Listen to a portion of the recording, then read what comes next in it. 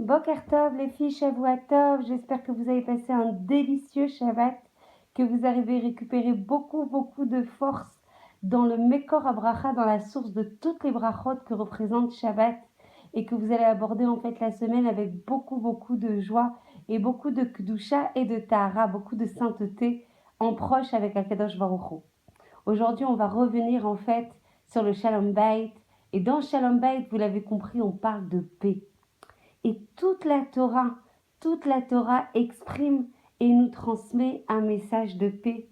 Comme il est écrit en fait dans les Télim, notamment le Mispar Shalosh, le numéro 3, il est écrit « Ces voix sont des voix de délices. Les voix d'Hachem sont des voix de délices. Et tous les sentiers qui mènent à Hachem sont des voies de paix, aussi bien entre les êtres humains et a fortiori entre les époux. » Donc si on veut faire, et vous l'avez compris, c'est un principe de base, c'est un principe essentiel, c'est un principe fondamental, si on veut qu'Hachem réside dans notre foyer, dans le Beth Amikdash que représente le foyer pour Akadosh Baruch Hu, alors forcément il faut y faire résider la paix. La paix, c'est la recette de toutes les joies au sein du foyer, la recette de toutes les brachot, la recette de tous les chinours qu'on se doit d'avoir vis-à-vis de nos enfants et de leur réussite Be'ezrat Hashem.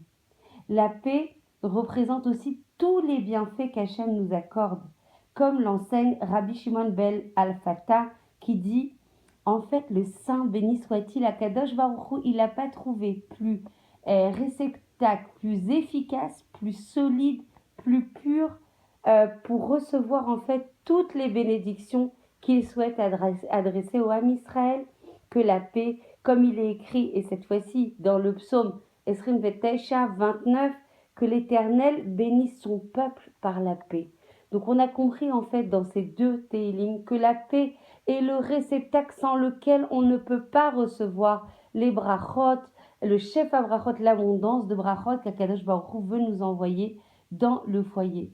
Donc vous imaginez que plus le réceptacle il est large, plus il y a de paix dans la maison, plus Hachem peut déverser son abondance de brachot au sein du foyer. Plus il y a des choses, soit des midotes qui sont mekulkalot, soit des traits de caractère qui sont abîmés, soit la colère, soit les disputes au sein du foyer, et plus ça va faire en fait blocage, ça va l'arson, ça va faire barrière à l'ensemble des choses qu'Akadosh Baruch Hu veut envoyer. Et du coup, le Midrash précise, si une mitzvah se trouve à ta portée, tu es obligé de l'accomplir, sinon tu es dispensé. Mais par contre, pour le shalom, la paix, comme le souligne David Amelech alav shalom, tu dois rechercher la paix. C'est pas pareil. C'est pas elle est à ta disposition et du coup tu peux accomplir cette mitzvah. Là, David Amelech alav shalom, il dit tu dois non seulement la rechercher, mais en plus tu dois la poursuivre. Et c'est écrit dans les Télim 34. Et Chazal, nos Chachamim, en fait, de mémoire bénie, de commenter, recherche la paix pour tes amis et poursuis-la parmi tes ennemis. Recherche la paix là où tu habites et poursuis-la dans d'autres lieux. Recherche la paix avec ta personne, c'est-à-dire que toi aussi tu dois être en paix avec toi-même et poursuis-la avec tous tes moyens, toutes tes ressources. Recherche la paix pour toi et poursuis-la pour les autres. Recherche la paix aujourd'hui et poursuis-la demain. Donc en fait, ça prouve en fait qu'on ne doit jamais désespérer. Mais on doit poursuivre la paix aujourd'hui, pour moi et pour les autres, demain et après-demain, jusqu'à qu'on y arrive. Donc même si on est tombé aujourd'hui, que malgré notre ratson de trouver la paix au sein de notre foyer, au sein de notre société, au sein de notre travail, on n'y est pas arrivé, on est tombé, c'est pas grave. Poursuis-la demain, après-demain. En fait, la paix, c'est une arme exceptionnelle. Sinon, on se définit comme les chayalot d'Akadosh Baruch Hu, donc les soldates d'Akadosh Baruch Hu. Il faut savoir que l'arme la plus exceptionnelle pour repousser le Yetzer Hara, c'est la paix. C'est celle qui va nous permettre de protéger notre foyer. Et du coup, si on protège notre foyer, qu'est-ce qu'on protège? On protège le Ham Israël. Et qu'est-ce qu'on fait si on protège le Ham Israël?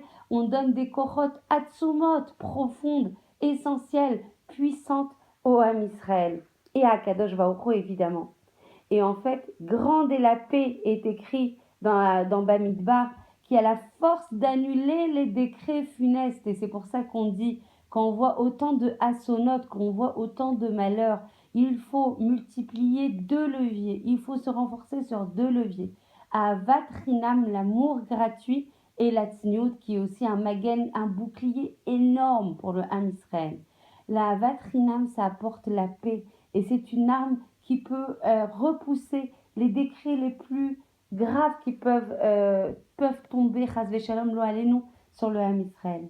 Même dans le cas très grave où le peuple pourrait tomber, chuter dans la Avodah Zara, dans la mesure où il y a de l'union, de l'amour, de l'entente entre le Ham Israël, la justice, la Gvura, la Midat de Gvura d'Akadosh Baruch Hu ne pourra pas sévir.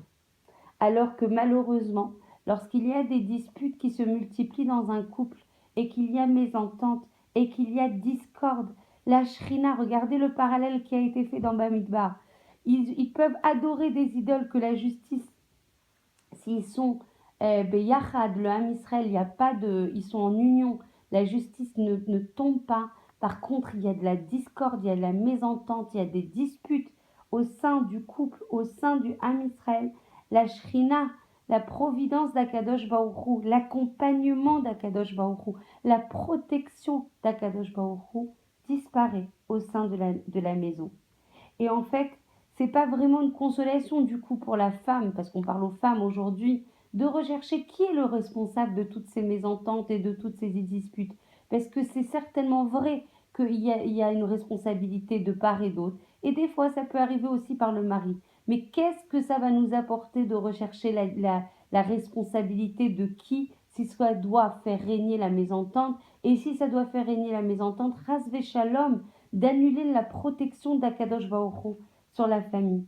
Elle peut éviter de terribles malheurs si elle garde le silence, si elle observe la midat avitour, c'est-à-dire la midat d'annulation de soi, et en ne tenant pas rancune. C'est très dur.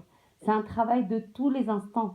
C'est un travail qui demande beaucoup, beaucoup, beaucoup de sanctification, de purification de nos midotes pour l'intérêt du klal, à savoir l'intérêt de la famille. Donc on s'annule, nous, on s'annule en fait notre ratson, notre honneur, on travaille sur notre humilité, on travaille en fait sur la responsabilité de se dire attends, ok, j'aurais trouvé le coupable, mais en attendant que ces disputes, elles ne font que s'amplifier, la shrina, elle, est partie. Donc il faut après savoir où sont nos priorités. Encore une fois, venez, on fait obstruction, on annule notre gava, notre amour-propre, même s'il a été vraiment, comment on dit, touché au plus profond. Même si on a raison, en fait, d'en vouloir à la personne, parce que la personne nous a touché au plus profond de nous et qu'il nous a fait du mal, venez, on raisonne en fait plus haut. Venez, on adresse des enjeux plus profonds, plus essentiels, pour le bien du foyer. Et surtout, ne pleurons pas, ne cherchons pas à nous justifier, gardons le silence. Et par ce silence très très kadosh, on pourra adresser en fait beaucoup de bakashot, beaucoup de supplications à Kadosh Baruch Hu, qui par cette midat avitour, cette midat d'annulation de soi, va nous offrir un et ratson énorme, un moment en fait de grande siata d'Ishmaya, un grand moment en fait d'accompagnement d'Akadosh Baruch Hu. Et pendant ce moment où on se tait alors qu'on a été touché au plus profond, on peut adresser les plus grandes filotes et elles montent direct au Kisei Hakavod. Donc le monde ne subsiste, dit Rashi, que grâce à celui qui se domine au moment d'une querelle. Quelle satisfaction, quelle fierté on peut avoir quand on arrive à se contrôler, quand on sait qu'on a pu sauver juste parce qu'on a eu le koach hashtika, le pouvoir du silence, on s'est tué, on a peut-être épargné, c'est ça qu'on dit dans la Gemara Sanhedrin, on a pu éviter un tremblement de terre juste parce qu'à ce moment-là, on s'est tu alors qu'on pouvait en fait multiplier la discorde, multiplier la haine. C'est marqué qu'on peut se protéger de tremblements de terre, de tsunamis, d'incendies. Nous qui venons de vivre les incendies dévastateurs en fait sur notre terre d'Israël. C'est marqué noir sur blanc, le fait de se taire dans un moment de grande discorde, au lieu d'amplifier le feu, au lieu d'amplifier le feu de cette haine, on va se taire, on va descendre, nous, on va prendre sur nous et on va demander à Kadosh Baruch Hu de nous aider à se taire parce que c'est pas simple. On peut éviter des choses dévastatrices. Par l'attitude de la femme qui se tait, on peut empêcher l'univers de retourner au tohu vavohu de la création. Si on pouvait mamache se convaincre pleinement du fait que par l'importance de la paix, on pourrait adopter ce précieux conseil des Pirkei Avot, n'essaye pas de calmer ton prochain quand il est dans le premier feu de sa colère.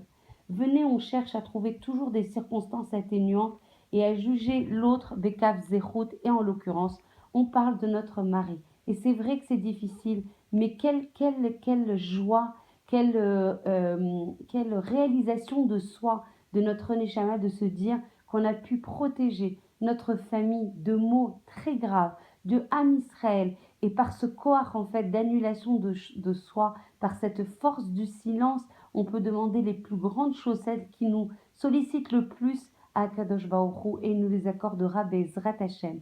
Voilà, je vous embrasse très fort. J'espère que ce cours vous aidera à comprendre à quel point on est responsable du bien qu'on peut apporter au monde, du bien qu'on peut apporter à notre famille et à nous-mêmes en étant en paix avec soi, avec notre famille et avec l'ensemble en fait du Ham Israël et de l'humanité Bezrat Hashem. Je vous embrasse très fort. Je vous souhaite une journée remplie de paix, remplie de sourires et remplie d'amour pour l'autre et notamment pour notre mari et nos enfants. Je vous embrasse très fort et je vous retrouve demain, Bezrat Hashem.